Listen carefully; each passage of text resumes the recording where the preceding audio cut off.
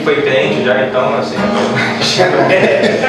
ela diz assim: nosso Deus é soberano, Ele reina antes da fundação do mundo. Nosso Deus é soberano, Ele reina antes da fundação do mundo. A terra sem forma e vazia, e o Espírito do nosso Deus se movia sobre a face das águas. Foi Ele quem criou o céu dos céus e fez separação das águas e da terra seca. Foi Ele quem criou os luminares e criou a natureza e formou o homem. Glória a Deus por suas maravilhas, pela sua grandeza. Glória a Deus, glória a Deus por suas maravilhas, pela sua grandeza. Glória a Deus, nosso Deus é soberano, Ele reina antes da fundação do mundo.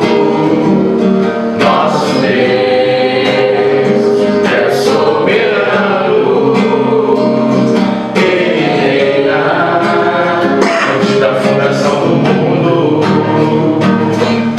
A terra sem forma e vazia, e o Espírito do nosso Deus se movia sobre a face das águas. Foi Ele quem criou o céu dos céus e fez separação das águas e da terra seca. Foi Ele quem criou os luminares e criou a natureza e formou o homem. Glória a Deus por suas maravilhas, pela sua grandeza.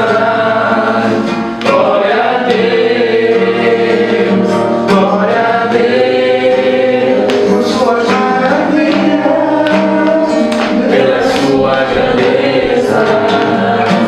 Glória a Deus.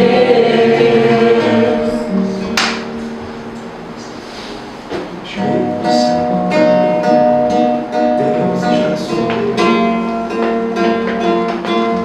porque o Senhor me ungiu para pregar boas novas quebrantados e ensinou-me a adorar os quebrantados de coração. E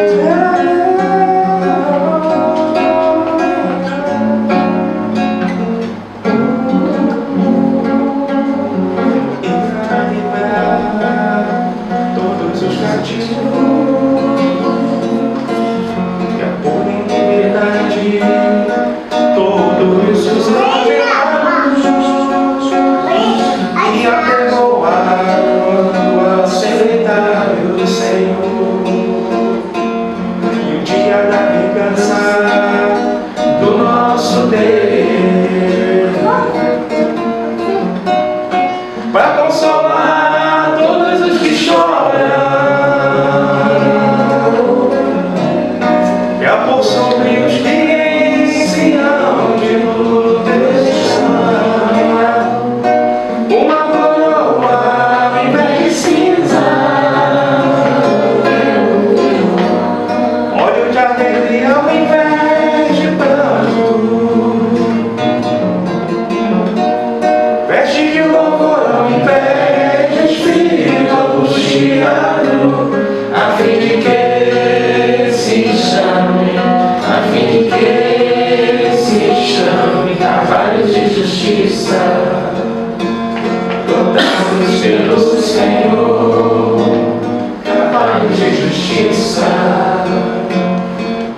tocados pelo Senhor, para consolar todos os que choram,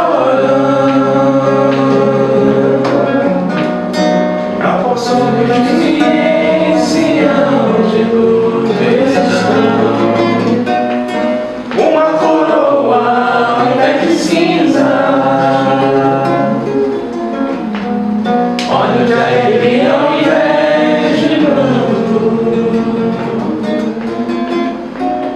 veste de louvor ao invés de espírito angustiado, a fim de que se chame, a fim de que se chame cavalos de justiça, plantados pelo Senhor, cavalos de justiça, plantados pelo Senhor, para a sua glória.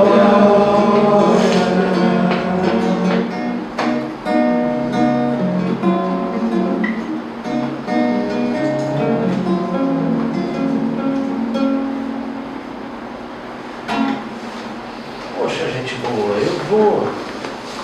hoje eu queria falar sobre todo ponto de vista é apenas a vista de um ponto. Só depende do ângulo que você está olhando. Eu queria ler com vocês João, capítulo 7. Um determinado trecho da interação de Jesus com os seus irmãos consanguíneos, e que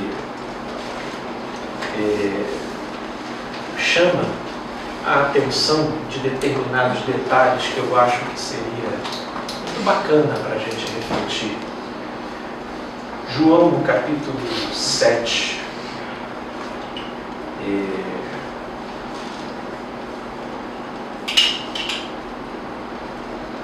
Passadas essas coisas, Jesus andava pela Galileia, porque não desejava percorrer a Judéia, visto que os judeus procuravam matá-lo. Ora, a festa dos judeus, chamada Festa dos Tabernáculos, estava pronta, estava próxima. Dirigiram-se, pois, a ele os seus irmãos e lhes disseram: deixa este lugar e vai para a Judéia, para que também os teus discípulos vejam as obras que fazem. Você não está querendo ser guru, mestre? Você não tem uma proposta aí de querer conduzir as pessoas? Vai lá, vai ter a festa dos tabernáculos, sobe lá, se apresenta. Eu sinto você assim, muito tímido. Você faz as coisas e não divulga. Você cura e pede para o cara ficar na dele, não falar para ninguém. Parece que não quer, mostra, dá a cara, filho, sai. Esse é um questionamento que os irmãos de Jesus estavam fazendo para Jesus. Porque ninguém há, versículo 4, que procure ser conhecido em público e, contudo, realize os seus feitos em oculto. Afinal das contas, também, a mentalidade religiosa da época queria muito que Jesus se mostrasse para que ele pudesse ser escrutinado pelas autoridades religiosas validadas da época. E uma vez eles dizendo amém, então todos pudessem se sentir autorizados a acreditar e seguirem Jesus. Mas como de uma certa forma Jesus não partia para o pleito aberto, para a confrontação propositada, intencional, estabelecida como parte missional do que ele veio fazer, de vez em quando acontecia, mas acontecia por tabela, porque os caras iam até ele para azucrinar. Mas não porque Jesus tivesse isso como um objetivo. Né? eles queriam, vai lá, se mostra. Lá é onde boa parte do povo está reunido. Vai ter uma peregrinação agora para Jerusalém. A hora é essa. Se fazes estas coisas, manifesta-te ao mundo, pois nem mesmo os seus irmãos criam nele. Essa é a intenção do próprio evangelista que escreve.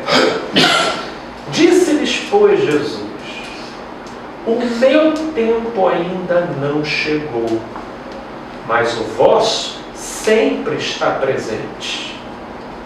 Não pode o mundo odiar-vos, mas a mim me odeia, porque eu dou testemunho a respeito de que as suas obras são más.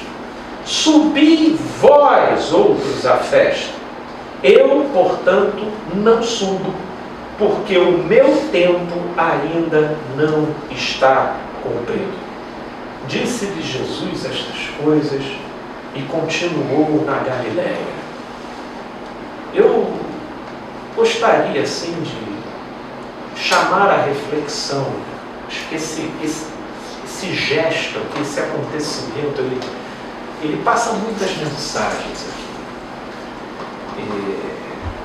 Existe muita coisa na gente, na nossa vida, em que o nosso tempo, a nossa maneira, a forma como as coisas acontecem com a gente e o timing em que elas acontecem com a gente não segue o fluxo, o modo e a forma como acontece com a maioria. Só que a nossa desconexão com o sentido da vida é algo tão, por vezes, tão estabelecido e profundo dentro da gente, que a nossa leitura em relação a isso, ela é sempre depreciativa. Ela é sempre da ordem da vitimização, do desespero, da associação com um suposto descaso divino. E a cobrança que os irmãos de Jesus fazem para Jesus tem lá a sua lógica e a sua pertinência no que diz respeito ao encadeamento lógico, no modo como um desses irmãos de Jesus lança essa cobrança sobre Jesus, do tipo: porque ninguém há que procure ser conhecido em público e que, contudo, realize os seus feitos em oculto. Se fazes estas coisas, manifesta-te. Só que Jesus, ele tinha uma consciência harmonizada e pacificada de que o modo como a trajetória dele se transcorreria não teria como ser na direção daquilo que a maioria dos coaches, esse aqui era um irmão coach de Jesus, né? Jesus tinha um irmão coach que dizia assim: olha, ninguém que procure ser conhecido em público age do modo como você acha. Assim, senão você está ferindo os 5 passos em direção ao sucesso. Você sabe, você está, 3 desses degraus você está ferindo frontalmente. Se você quer ser bem sucedido, você tem que botar o pé ali. Porque a gente tende a ir criando essas fórmulas generalizadas daquilo que supostamente coloca o sujeito nos trilhos para o irrefutável, inelutável, inevitável sucesso que virá como consequência se ele seguir esses 3 passos. Agora, a vida ela é dinâmica e ela é danada para destoar dos nossos scripts. dos scripts que a gente faz. Olha, tem que fazer aqui, tudo ali, colocar aqui a tabelinha, vem pra cá, sobe aqui, desce aqui, entra ali, aí eu vou, me caso, entro aqui no trabalho, pum, né? Destoou, acabou, a gente já não sabe mais se localizar nesse terreno. E aí, porque nada mais está dentro do script, seja do que a gente criou, ou seja do que a gente mesmo assimilou, do que está presente no coletivo, acerca do que se espera de um homem de 50 anos, do que se espera de um homem de 30, do que se espera de um pai, do que se espera de uma mãe, do que se espera de um profissional, do que se espera, do que se espera. Isso às vezes não é um script que eu faço, mas já numa certa altura da vida, a gente deduz do que se espera. Do que se espera. E os irmãos de Jesus chegam para Jesus e simplesmente relataram para Jesus do que se espera daquilo que eles deduziam ser o propósito de Jesus. Estou sentindo que o teu... Você tem um propósito de chegar aqui, mas se você continuar dessa forma aí, você não vai chegar lá. Mas aí Jesus, harmonizadamente, eu vou parafrasear Jesus. Jesus vira para os irmãos e diz: olha, essa cobrança é sua. Eu estou na minha própria duração. Eu estou no meu próprio tempo. Esse tempo é de vocês. Vocês querem se mostrar, vocês vão lá e se mostram. Você está pressupondo um propósito que eu supostamente tenho, mas você não entendeu o sentido das coisas.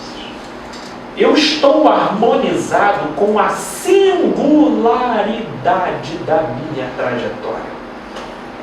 Vocês aparecem e o mundo ama vocês. Eu apareço e o mundo me odeia. Mas não há vitimização aqui. Pelo contrário, há aceitação. Eu aceito. É assim. É assim. Por aquilo que eu sou. Por aquilo que eu sou. É assim. E eu tenho essa consciência. E eu não ando distraído em relação a isso.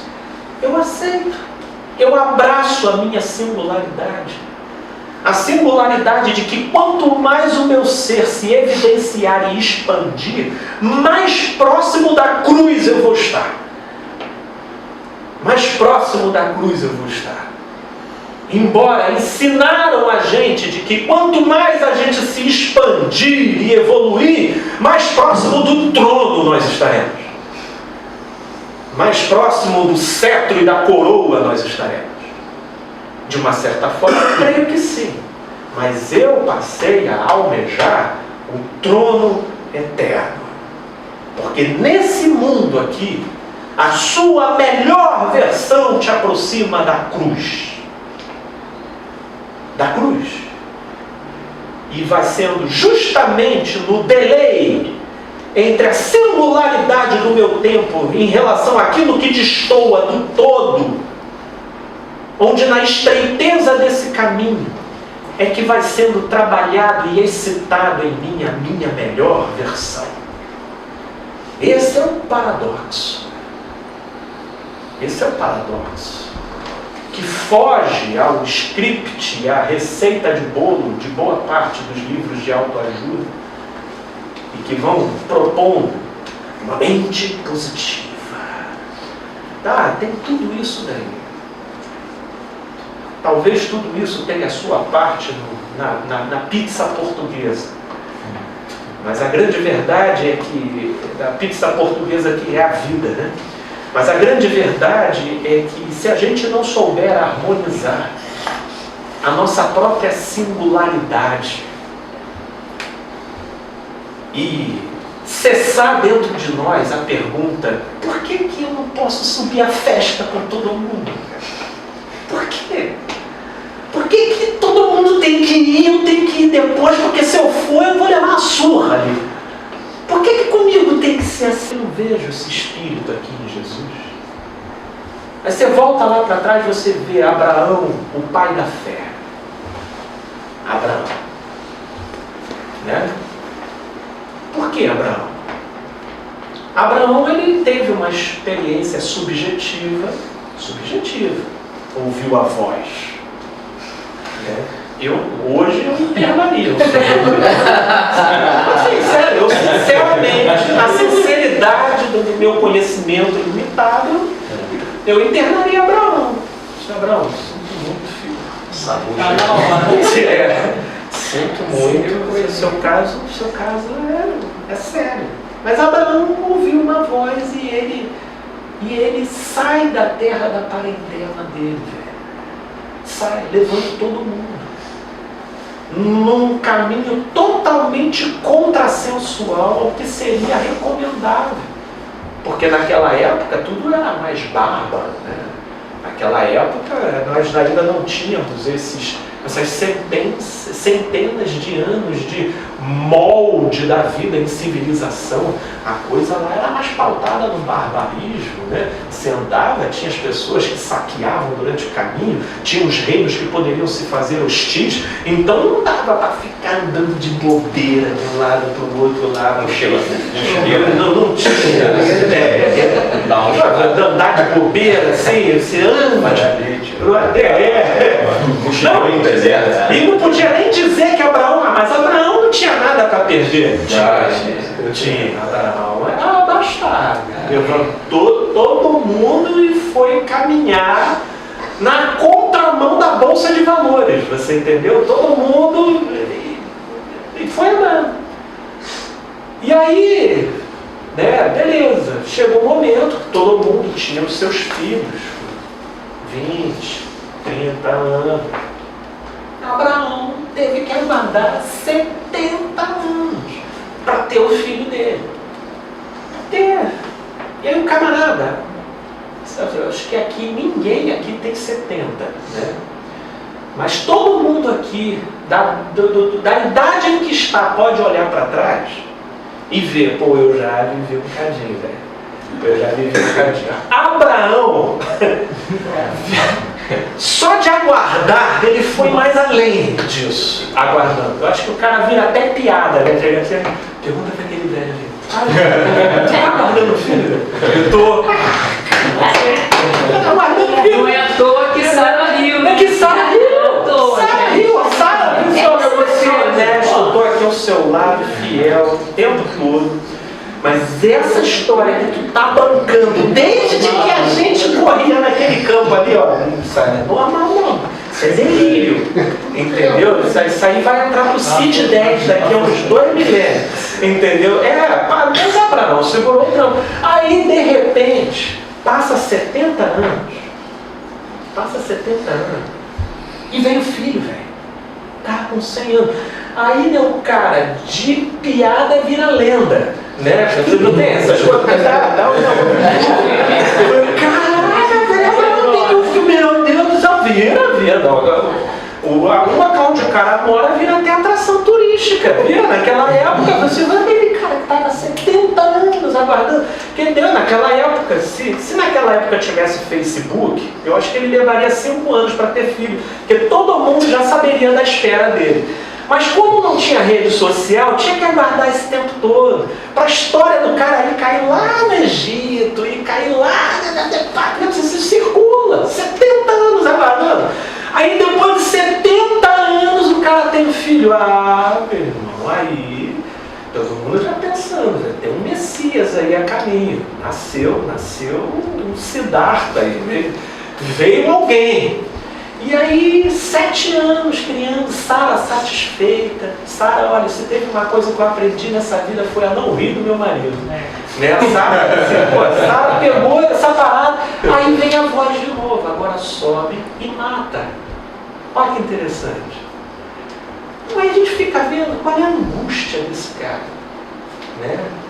Foi ali, naquele momento, que nasceu o ditado que a alegria de pobre dura pouco. Porque o cara não tem nem a empolgação, né, e aí ele vai. pega, com quem que ele compartilha. Veja como que certas convocações da vida estão acima da linha da moral e da ética. Estão acima. E aí o camarada vai com o filho dele lá, não falou nem pro próprio filho, o filho já estava cogitando, pai, onde é que tem? Nem os servos que estavam com ele. Só do local onde ele saiu para ir lá para o Monte Moriá foram 3 dias de cavalgada. Imagina, você não tem nenhum celular para tu dar uma distraída aqui, eu vou ficar aqui, vou botar o diesel aqui, vou até chegar lá. Não tem uma distração, velho. Pensamento só pega.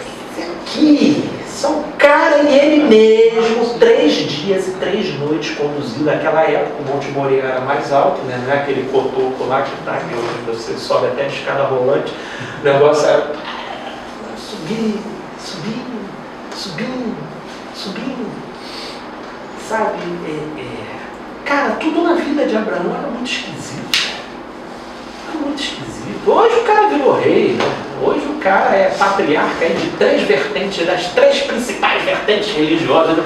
Mas se tu for parar para fazer uma leitura existencial da vida do cara, nenhum de nós ia suportar metade, 1/3 daquilo, daquela singularidade. A história de Abraão, eu acho que ela bota um ponto final nessa pergunta. Por que eu? Por que comigo? Eu não vejo Abraão perguntando isso. Abraão abraçava para crer e ele ficava na dele lá. Assim, ora ele era herói, ora ele era chacota, mas foi. E muito menos ficou sabendo, aqui no tempo e espaço, qual foi a repercussão daquilo que ele fez, causou no curso da história inteirinha. Ficou sabendo, não teve consciência, nem precisava. O fato é que, por que aquilo que nos distingue de todos tem que ser algo que nos deprime?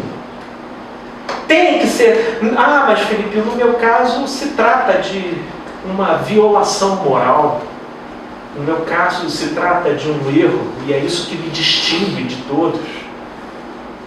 Mas se Deus amou a gente estando nós mortos em nossos delitos e pecados, eu te pergunto, morto tem defeito? Morto tem virtude? Então, não é a linha moral e ética que é a régua para medir essas coisas. Eu estou falando de algo muito mais visceral.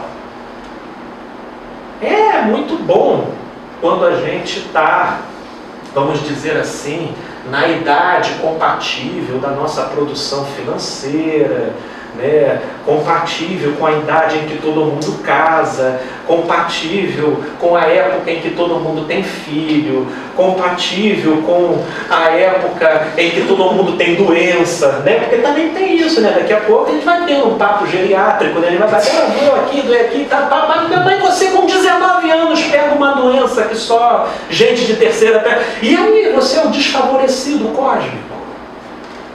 E só porque não acontece isso com a maioria. A maioria não acontece assim. Geralmente, Felipe, as pessoas da minha idade, elas já estão com isso. E eu, infelizmente, não tive essa oportunidade assim, assado. Porque o que nos faz únicos carrega uma fortíssima associação da parte das nossas sensações, de que nós estamos desconectados com o sentido da vida. Se o sentido da vida ele vai se estabelecer justamente para quem tiver bons olhos para poder traduzir as suas próprias singularidades em Deus. Em Deus. Então, o que eu vejo nesse traço aqui de relação de Jesus com os próprios irmãos, que não conseguiam escrutinar, perceber, abarcar a complexidade do que Jesus representava, e tiveram essa troca com Jesus, recomendando para que Jesus pudesse tentar se alinhar ao que coletivamente se esperaria dele, em relação a tudo quanto eles percebiam que Jesus tinha potencial Mas Jesus pacificadamente aceita a exclusividade da sua trajetória. O meu tempo ainda não chegou. O vosso está sempre presente. Olha, eu acho isso... Essa fala para mim de Jesus, eu tento aprender com isso. Isso tem um enunciado arquetípico para mim. Sabe? O meu tempo ainda não chegou, mas o vosso está sempre presente.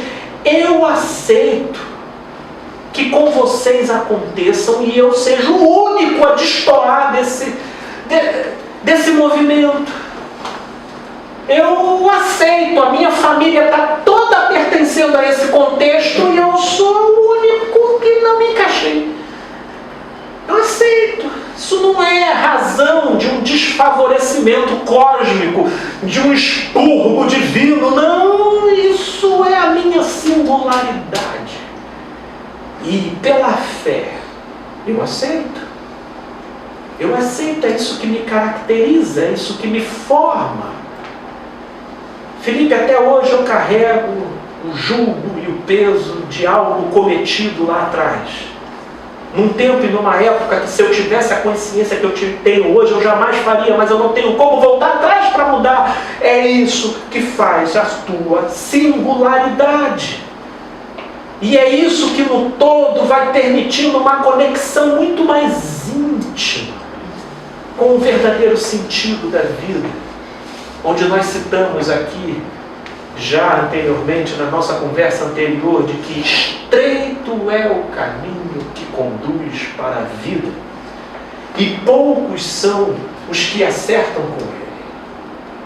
O meu tempo ainda não chegou, mas o vosso sempre está presente. Não pode um mundo odiar-vos, mas a mim me odeia. Interessante, né? Eu olho para todo mundo à minha volta e sinto que há uma facilidade muito grande de aplausos, mas para mim não. E aí essa diferenciação de feedback do coletivo, do todo, do outro, geralmente introverte a gente num processo depressivo, de autodepreciação. Quando, na verdade, a gente não se pergunta o que isso tem a ver com a singularidade do sentido da nossa própria trajetória. Ainda não é o meu tempo. O meu próprio tempo está harmonizado com a minha singularidade. E quando isso conflui, porque veja, se nós estamos totalmente sintonizados com aquilo que esperam da gente, em relação a tudo quanto acontece com a gente pode ter outros desafios, mas nesse sentido a gente pode dizer que nós estamos, vamos dizer assim, numa jornada psicologicamente confortável. Agora, o problema é quando destoa. O problema é quando algo destoa. Essa discrepância daquilo que fere a relação de expectativas estabelecida pelas mais diversas camadas de exigências do social, do coletivo, sobre o indivíduo, é aí que começam as perturbações de uma série de assombrações, que a maioria tem que dar conta de cuidar do lado de dentro de si, de modo a não deixar que aquilo que lhe é singular seja associado com doença, com desfavorecimento, com desconexão no amor. Quando, na verdade, Jesus ensina para a gente aqui: subi vós à festa. Eu, por enquanto, não subo, porque o meu tempo ainda não está cumprido. Essa é a harmonia. Eu aceito não ir agora. Eu aceito não estar agora. Ou eu aceito estar agora. Eu aceito ser assim agora. Eu aceito a minha singularidade. Porque, complementando o que Paulo diz, em Romanos 8, e é com isso que eu gostaria de fechar essa breve reflexão para a gente poder meditar. Ele lá diz o seguinte: quem nos separará do amor de Cristo? Será a tribulação, ou a angústia, ou a perseguição, ou a fome, ou a nudez, ou o perigo, ou a espada? Como está escrito: por amor de ti somos entregue à morte o dia todo. Fomos considerados como ovelhas para o matador. Em todas essas coisas, porém, somos mais que vencedores por meio daquele que nos amou. Porque eu estou bem certo de que nem a morte, nem a vida, nem os anjos, nem os principados, nem coisas do presente, nem do porvir, nem poderes, nem altura, nem profundidade, nem qualquer outra criatura poderá separar-nos do amor de Deus que está em Cristo Jesus. Nada. Todo delay, toda discrepância, toda divergência que esteja ocorrendo na sua vida em relação ao todo daquilo que lhe é esperado, você pode se queixar de inúmeras ausências, você pode constatar inúmeras ausências, mas jamais você terá subsídios para deixar de acreditar que lhe falta amor.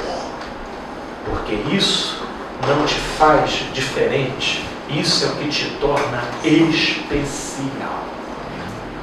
Porque são por esses corredores da vida que a gente se emancipa do conforto psicológico, da anuência e da concordância da maioria, para entrar na ambiência psicológica desconfortável da fé e de se crer amado por algo maior, e de se crer amado por aquilo que os nossos sentidos não comunicam. Isso é a fé. Psicologicamente desconfortável, porém animicamente carregado de significados de vida, de sentido, de alimento espiritual, daquilo que nos propulsiona para a nossa melhor versão em Deus.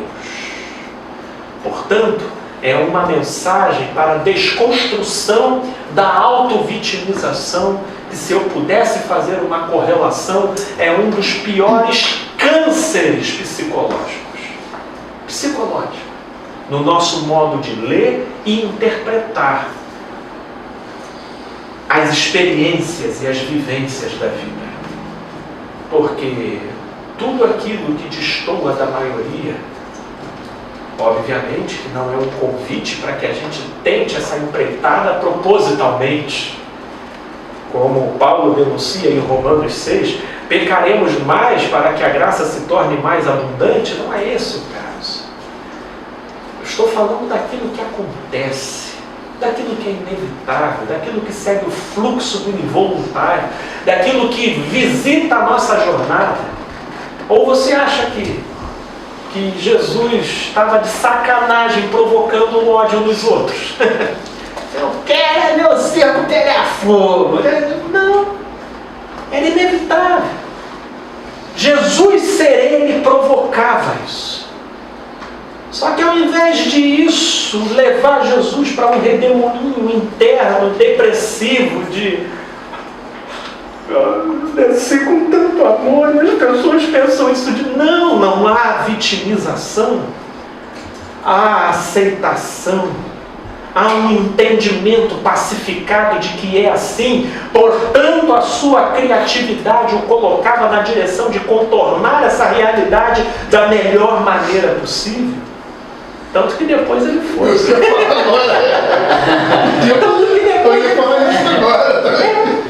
Porque quando a gente se auto-vitima e a gente entra, isso é um círculo vicioso. a gente perde o nosso próprio timing. Vive a discrepância do tempo em relação ao todo, mas a gente mesmo perde o nosso próprio tempo, porque fica tudo a serviço de uma elucubração irreal, autodepreciativa e que nos furta da real realidade do que está acontecendo. Agora, quando eu aceito e quando eu suporto corajosa e confiantemente o desconforto psicológico de destoar daquilo que na média ponderada é esperada de uma pessoa, é esperado de uma pessoa como eu, então a minha criatividade fica disponível para saber se posicionar no nosso próprio tempo. No nosso próprio tempo. E era assim com Jesus. Eu recortei um episódio aqui, mas se você ler como um todo, era assim com Jesus. Frequentemente, Jesus, quando, por exemplo, quis ir lá para a casa de Lázaro, né? Depois de 3 dias. Aí os discípulos vêm e falam: mestre, que isso? Já estavam querendo te matar lá, fica aqui. E Jesus: quem caminha de dia se orienta, vocês estão com a luz. Eu não estou acompanhando a luz de vocês, vocês estão acompanhando eu que sou a luz. Caminhe comigo. Ele vai nessa contramão. Se você for parar para ver do ponto de vista psicológico, Jesus está pisando um chão desconfortável o tempo todo. O tempo todo. Porque ele mostrando, ensinando a gente, né? Só que a gente entra para a igreja e fica meio burro, né? Esquece porque dentro da igreja a proposta é para que seja o mais confortável possível psicologicamente. Né? Psicologicamente. Tudo o que tiver em confluência com a sensação, a religião promove um incentivo nessa direção. Não é fé, é sensação. É sensação. E não estou aqui negando que isso tenha lá o seu espaço, o seu lugar. Mas vai ter vezes que a vida vai encurralar. A própria vida encurrala, gente. Nem direita nem esquerda. Só que aí nessas horas a gente se deprecia. A gente vai logo pensar: meu Deus, eu não estou em dia com o dízimo. Só pode ser. Aí a gente vai querer achar a causa. Ai meu Deus, é porque naquele dia eu pensei isso da minha mãe. Aí é por isso que está acontecendo isso. Aí a gente vai tentando Os amigos de Jó. caçar. Isso, os amigos de Jó. Aí vem os amigos de Jó na nossa cabeça aqui. É porque saiu da igreja, né? Aí, ó. Aí vai, a gente vai tentando achar a causa, a gente não consegue se harmonizar com a nossa singularidade em Deus, pela fé. Pela fé, a gente precisa dar sempre um sentido lógico, histórico, existencial para o que a gente está vivendo, sem abrir os olhos para uma transcendência espiritual de um possível significado daquele caminho. E Felipe, eu não sei se você está na mesma linha, mas esperar o tempo, como você falou que Jesus esperou o tempo, não significa ficarmos também parados esperando as coisas acontecerem. Né? Eu acho que, eu não lembro agora qual a passagem, mas tem uma situação com que Paulo vive, que ele tenta entrar numa cidade, não consegue.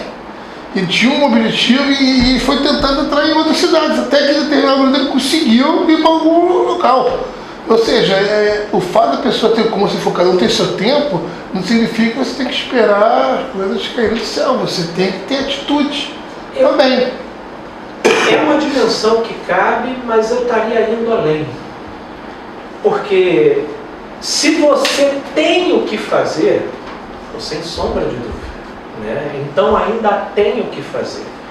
E eu acho até que a própria percepção de que se tem o que fazer, ela já é um lenitivo psicológico, do tipo, eu tenho alternativas. Agora, o que eu estou dizendo aqui é da rua sem saída. Entendeu? A rua sem saída. Essa é uma condição, ou essa é uma situação que se impôs. Por exemplo, esse exemplo que eu dei do jovenzinho que adoece aos 19. Se ele tem alternativa, maravilha. Mas se ele ouve do médico, olha, você vai ter que conviver com isso, e pode ser que você não chegue nem aos 25. Aí o sujeito tem que conviver com isso. E aí ele vai ter duas alternativas. Ou ele vai descer ladeira abaixo, numa auto-vitimização sem fim. Ou ele vai se harmonizar com isso, de uma tal maneira que ele chega aos 50 e nem perceba. Ou não. Ou não. Ou não, ou chega um momento que ele fale que nem Jesus. Eu falei assim, que nem Jesus em João 13. Quando ele foi convidado pelos gregos a viver uma vida de nababo lá na Grécia, ele diz, a minha alma se angustia agora. Porque foi para esse tempo e essa hora que eu fui chamado, e é justamente agora que eu vou dizer, Pai, livra-me desse momento. Né? Olha como é que até para esse destino, Jesus está harmonizado. Entende? Eu estou indo para ali porque se tem alternativa, nesse sentido, claro, o que você colocou ele é super plausível. Mas eu estou indo além, eu estou indo na rua sem saída. Graças a Deus, nem todo momento a vida coloca a gente nesse contexto. Né? Mas quando coloca, falar que nem Jesus, não se turbe o vosso coração. Credes em Deus, crede também nele. Nele. Porque na casa do Pai há muitas moradas. E nenhuma morada se desfaz se o nosso próprio tempo destoa daquilo que a gente depreende acontecer com a maioria. Porque se há opções, poxa, se valha de todas elas, enquanto lhe esteja acessível. Agora, se não houver, não se turbe o vosso coração. Credes em Deus, credes também nele. E é essa mensagem como um convite para um descanso que compõe o que eu disse no início. Todo ponto de vista é apenas a vista de um ponto. Só depende do ângulo por onde a gente está olhando. Porque no olhar da maioria, aquilo que te deprecia espiritualmente em Deus pode ser justamente aquilo que te faz especial. Eu creio nisso, absurdamente. Né? E que Papai do Céu e o Espírito Santo complemente essa mensagem no nosso coração. Gente aí no Face, a gente fica por aqui, o resto só vindo aqui para a gente poder aproveitar juntos. Vamos orar então, gente.